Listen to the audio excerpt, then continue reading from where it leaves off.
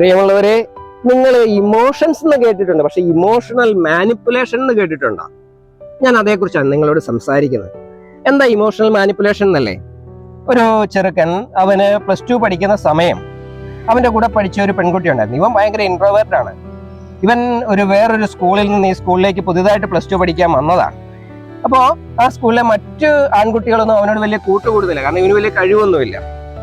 പക്ഷെ അപ്പോൾ ആ ക്ലാസ്സിലെ ഒരു പെൺകുട്ടി ഇവനോട് പ്രത്യേക താല്പര്യം കാണിച്ചു. ഈ താല്പര്യം കാരണം അവർ തമ്മിൽ കൂടുതൽ അടുത്ത്, അവർ തമ്മിൽ ഇഷ്ടത്തിലായി. ഇവൻ നന്നായിട്ട് പഠിക്കുമായിരുന്നു. ഇവൻ നന്നായിട്ട് പഠിച്ച് ഡിഗ്രിക്ക് ചേർന്നു, അവളും ഡിഗ്രിക്ക് ചേർന്നു. ഇങ്ങനെ മുൻപോട്ട് പോവുകയാണ്. ഇവര് രണ്ടുപേരും 2 മതത്തിലുള്ളവരായിരുന്നു.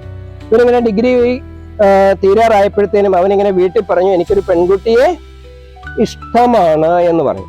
വീട്ടുകാർ പറഞ്ഞു, നിന്നെ വളർത്തിയത് ഞങ്ങളാണെങ്കിൽ നീ അവളെ കെട്ടുകയില്ല, ഞങ്ങളത് സമ്മതിക്കുകയില്ല. അങ്ങനെ കെട്ടണമെന്ന് നീ ആഗ്രഹിക്കുന്നുണ്ടെങ്കിൽ ഇപ്പോഴേ വീട്ടിൽ നിന്ന് ഇറങ്ങിക്കൂ.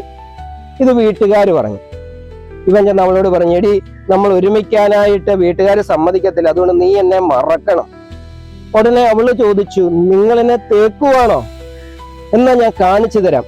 അവൾ എന്ത് ചെയ്യുന്നറിയോ? അവളുടെ വീട്ടിലോട്ട് പെട്ടെന്ന് ദേഷ്യപ്പെട്ടു പോയി അവളുടെ മുറിയിൽ കയറി ബ്ലേഡ് എടുത്തിട്ട് ഇവനെ ഫോണിൽ വിളിച്ചു, വീഡിയോ കോൾ വിളിച്ചു പറഞ്ഞു, ഞാനിപ്പോ എന്നെ കൈമുറിക്കാൻ പോവുക, നീ എന്നെ ഉപേക്ഷിച്ചാൽ ഞാനിവിടെ കിടന്ന് മരിക്കും.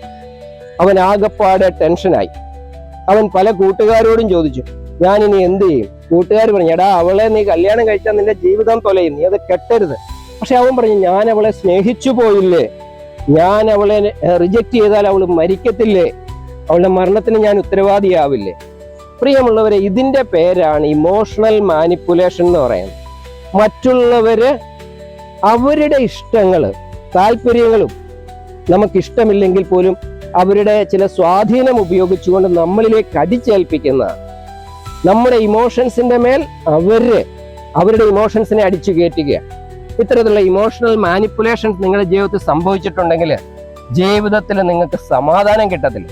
അതുകൊണ്ട് ആരും നിങ്ങളെ മാനിപ്പുലേറ്റ് ചെയ്യാതിരിക്കാൻ, നിങ്ങളുടെ ഇമോഷൻസിനെ ചൂഷണം ചെയ്യാതിരിക്കാൻ പ്രത്യേകം ശ്രദ്ധിക്കണേ.